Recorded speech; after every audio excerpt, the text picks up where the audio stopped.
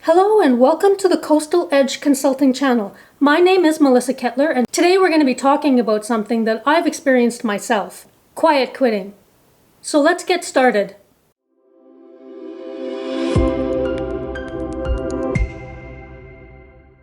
Leaders are doing it too, believe it or not, and nobody seems to be talking about it. There's a lot of information out there about employees quiet quitting, doing just enough to get by. But what if leaders are doing it too? Not because they're lazy or disengaged, but because they're tired of leading change in systems that just don't change. And the scary part? When leaders quietly quit, the entire teams stop believing things can get better. Let's be honest. Many leaders today are running on fumes.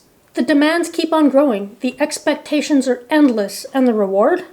Usually another meeting about resilience. According to a 2024 Gallup study, only 27% of managers globally are engaged at work. That's down from 30% the year before. And in North America, nearly 60% of managers say they feel disengaged, which is higher than the employees they manage. So what happens? Well, leaders stop challenging decisions. They stop mentoring. They stop innovating. Sure, they show up, check boxes, and protect their sanity quietly.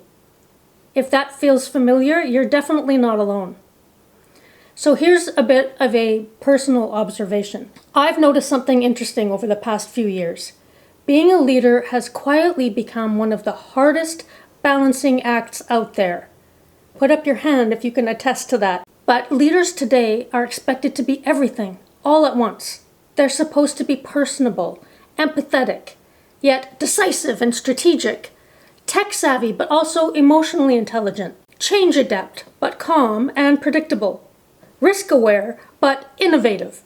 And that's before we even talk about the human side. Understanding 5 generations in the workforce, each with different motivations and expectations, and also communication styles. Wow, that's a lot. And employees now look to their leaders not just for direction, but for coaching, for mental health support, for career guidance, and even sometimes financial advice. It's actually becoming very overwhelming, and it's no wonder so many leaders feel stretched to the breaking point. It's also not surprising that many people do not want to go into leadership. Leadership today isn't a single skill. It's a full spectrum of human and technical mastery, and the expectations keep expanding. When you pile that on top of shrinking budgets, constant change, and a pace that never slows down, it's easy to see how leaders begin to quietly pull back, not because they don't care, but because they care too much, and they have nothing left to give. So some of you might be reflecting right now and asking yourself the questions, how do I know if I've started to quietly quit as a leader? Well, it's subtle. You find yourself thinking, why bother? It won't change anyway.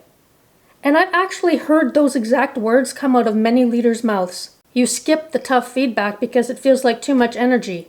And you lead meetings on autopilot. They're polished, but passionless. You say yes to everything, but your heart's quietly saying no. Quiet quitting for leaders isn't about doing less work. It's actually about losing belief that what you do still matters.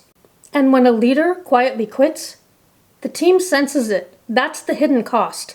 They might not be able to name it, but they feel it. The energy changes. The ambition fades. Decision-making slows. Remember, people mirror the leader's emotional tone. So, disengagement, it spreads silently. When leaders go neutral, change loses momentum.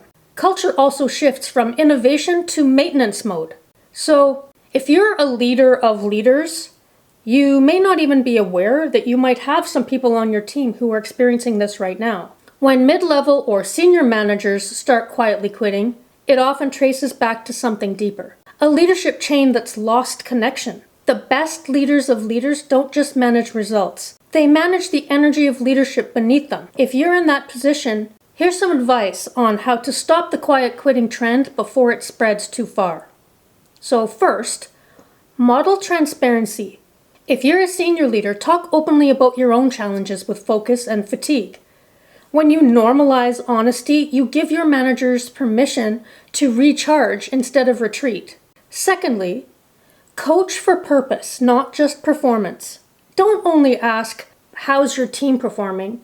Ask, what's fueling your leadership energy this quarter? Purpose drives engagement, especially for those leading others. And thirdly, protect time for strategic thinking. It's one of the most difficult things to do as a leader is to actually dedicate time to strategic thinking, but it's very important. Leaders of leaders need to clear space, not fill calendars. Give your managers breathing room to think, not just deliver. Quiet quitting thrives in overscheduled systems.